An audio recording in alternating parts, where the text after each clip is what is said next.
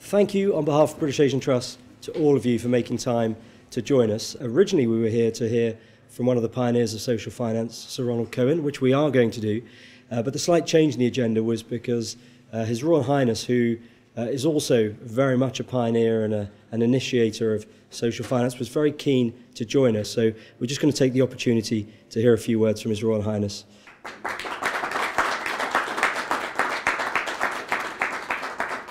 I particularly wanted, if I may, on this occasion, to thank Sir Ronald Cohen for sharing all his thoughts and immense expertise in this whole area. I also wanted, at the same time, to thank the patrons and supporters of the British Asian Trust, who are also here today, for their marvellous support and help, increasingly, in all the things we're trying to do in Asia. And if I may say so, I'm extremely proud that for the last 10 years, my British Asian Trust has been tackling some of the biggest social challenges in South Asia, especially, of course, in areas such as education and livelihoods. This whole area is of enormous importance and a very worthwhile area to support and be a part of, because the future, I suspect, is in building strong public and private partnerships. So if I may say so, I'm particularly thrilled to see the British Asian Trust is getting so involved in this critical sector, which is particularly relevant, of course, for South Asia, where the magnitude of development challenges is massive, and the potential for making an impact through social impact investing is obviously equally vast.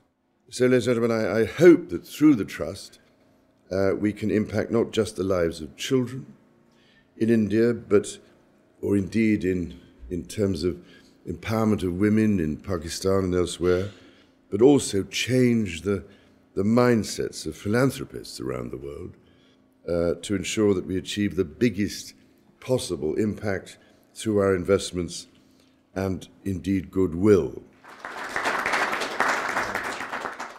As you heard from the Prince, the Trust was established about 10 years ago.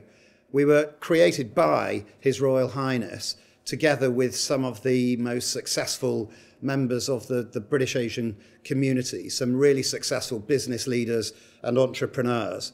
And that's been really important because that's been in our DNA since we were created as an organisation.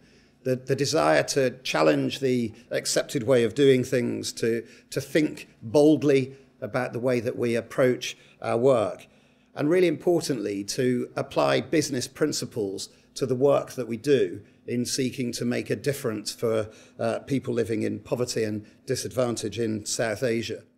At the heart of our programme strategy is a real determination to continue applying business principles to the work.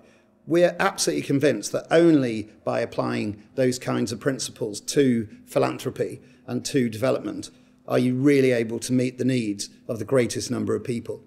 And that's why we are incredibly excited about social impact investment and the development impact bond that we've been working on.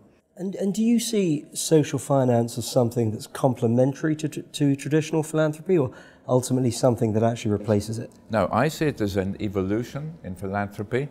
I don't think social finance displaces the grants model. I think it's complementary to the grants making model. But I think it brings a discipline in a positive sense, like the high-tech revolution rejuvenates the philanthropic model. And the emphasis on measurement, you begin to realize that you can link, as you are doing with this effort, which is the first in the world at this, at this scale, you can link a social improvement to a financial return.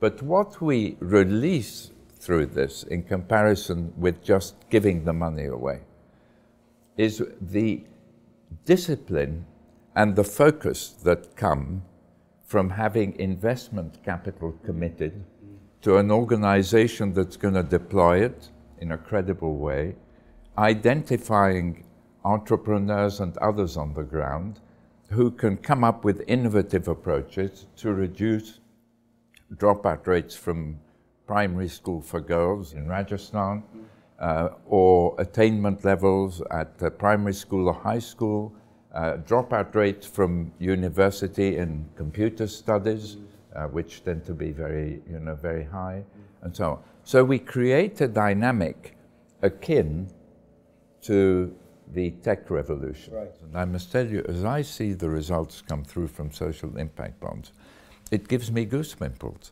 because you're looking at names of people who would have dropped out, who didn't drop out, who graduated. We've never really got to that with traditional philanthropy. Now, I don't think we should try to displace philanthropy, and I don't think we will try to displace grant making, but I do think it's innovation in philanthropy. The impact revolution is coming from impact investment, because impact investment, which I define as delivering both a measurable financial and social environmental return, and doing so through not-for-profit charitable structures or profit-with-purpose businesses.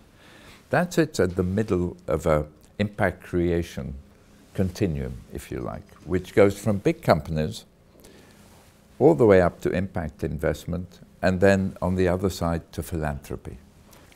We all talk about the invisible hand of markets, but Adam Smith was prouder of the theory of moral sentiment than he was of the wealth of nations, which had the invisible hand of markets. And if he were alive today and in this room, I think he would agree that bringing impact alongside risk and return brings the invisible heart of markets to guide their invisible hand.